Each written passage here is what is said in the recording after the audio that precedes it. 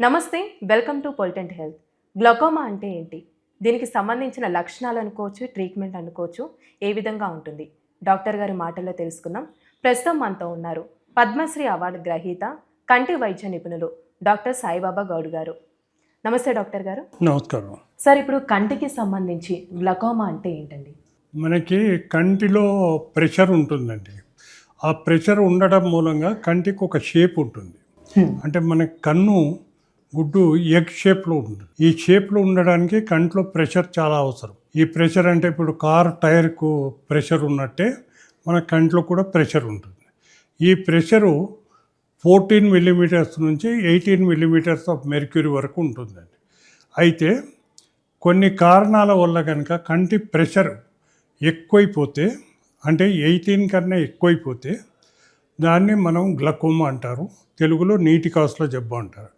ఈ గ్లకోమా అన్నది కంటి లోపల ప్రెషర్ ఎక్కువైపోతుంది. మామూలు ప్రెషర్ మనకి షేప్ తర్వాత చూపు ఉండడానికి చాలా దోహదపడుతుంది.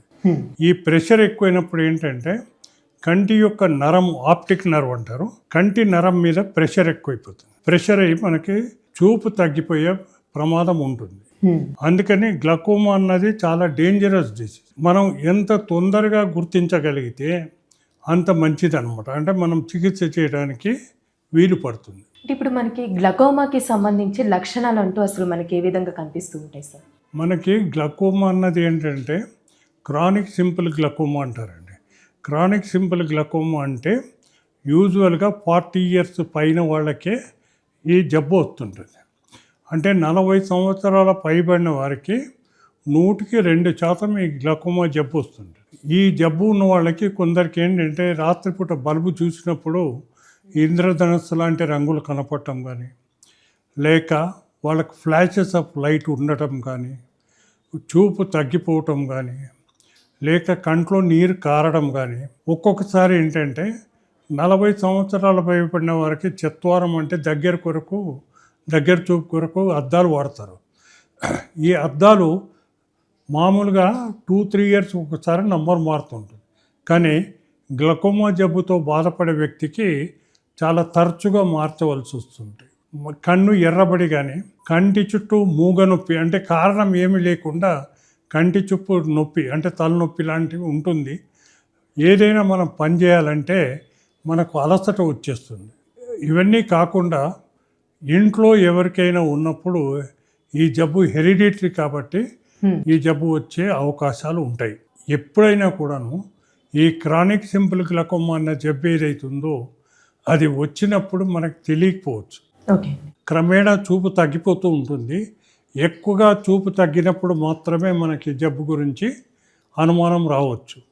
అందుకని మనం ఏంటంటే 40 ఇయర్స్ తర్వాత చత్వారం వస్తుంటుంది కాబట్టి చత్వారం అద్దాలు తీసుకోవడానికి డాక్టర్ దగ్గర పోయినప్పుడు వాళ్ళు కంటిలో ఉన్న ప్రెషరు, ఏదైనా అవసరం వస్తే ఫీల్డ్ ఆఫ్ విజన్ అట్లాంటివి కూడా పరీక్ష చేసి గ్లకోమా ఉన్నది లేనిది తేల్చి చెప్తారు. అట్లా డాక్టర్ దగ్గరికి వెళ్ళినప్పుడు మన ఇంట్లో ఎవరైనా ఫ్యామిలీ మెంబర్స్కి గ్లకోమా ఉంటే డాక్టర్కి తప్పనిసరిగా చెప్పాలి. ఎందుకంటే ఈ జబ్బు వంశపారంపర్యంగా వచ్చే అవకాశాలు ఉంటాయి. కాబట్టి దీనివల్ల వాళ్ళు జబ్బును తొందరగా గుర్తించి చికిత్స మొదలు పెడతారు. ఈ గ్లకోమా అన్న జబ్బు గుర్తించుకోవాల్సిన విషయం ఏంటంటే ఏదైతే మనకు చూపు తగ్గిపోయిందో అది మళ్ళీ వచ్చే అవకాశం లేదు. మనం మందులు వాడినప్పటికీ, ఆపరేషన్ చేసినప్పటికీ కూడా వాళ్ళకి చూపు వచ్చే అవకాశం లేదు. కాబట్టి తప్పనిసరిగా ఎంత తొందరగా గుర్తిస్తే అంత మంచిది.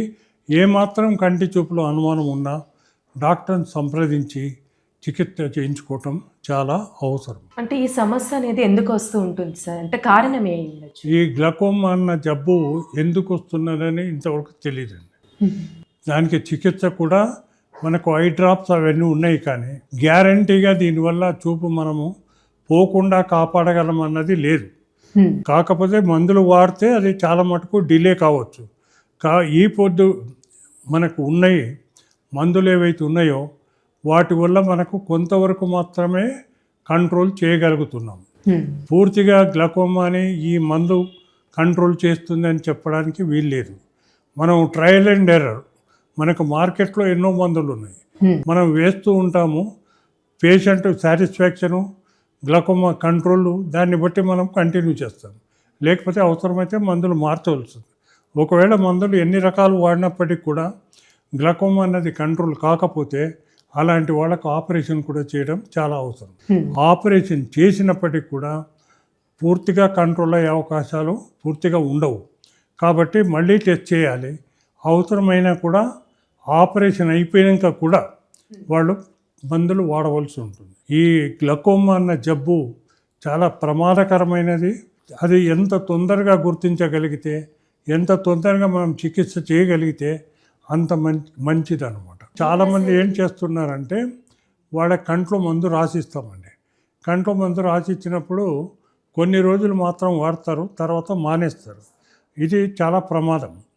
వాళ్ళకి ఏంటంటే ఇప్పుడు డ్రాప్స్ వేసుకున్నా వేసుకోకపోయినా వాళ్ళకి ఇమ్మీడియట్గా రెస్పాన్స్ తెలియదు. ఇప్పుడు డయాబెటీస్ ఉన్న వాళ్ళకి షుగర్ ట్యాబ్లెట్ వేసుకోకపోతే కానీ ఎక్కువ వేసుకుంటే కానీ ఏమిటనే తెలుస్తుంది. కానీ గ్లకోమాలో అట్లా కాదు. కాబట్టి ఏంటంటే వీళ్ళు మర్చిపోయే అవకాశం ఉంటుంది, అశ్రద్ధ వహించే అవకాశం ఉంటుంది. ఒక్కొక్కసారి గ్రామ ప్రాంతాల్లో కానీ డిస్టిక్లో ఉన్న పేషెంట్స్కి మందులు కూడా సరైన టైంలో దొరకవు. కాబట్టి మనం పేషెంట్కి ఏం చెప్తామంటే ఎప్పుడు స్టాక్ పెట్టుకోమని చెప్తాం. దీనివల్ల ఏంటంటే ఒకరోజు కూడా మందులు మానేయకుండా వాడే అవకాశాలు ఉంటాయి. అది తప్పనిసరి అనమాట. ఒకవేళ సర్జరీ అయిన తర్వాత కూడా వీళ్ళు ఎలాంటి జాగ్రత్తలు తీసుకోవాలంటారు? జీవన శైలి అనుకోవచ్చు, ఏ విధంగా ఉండాలండి? వీళ్ళు గ్లకోమా కొరకు సర్జరీ చేయించుకున్న వాళ్ళు కూడా రెగ్యులర్గా ఐ చెకప్ చేయించుకోవాలండి.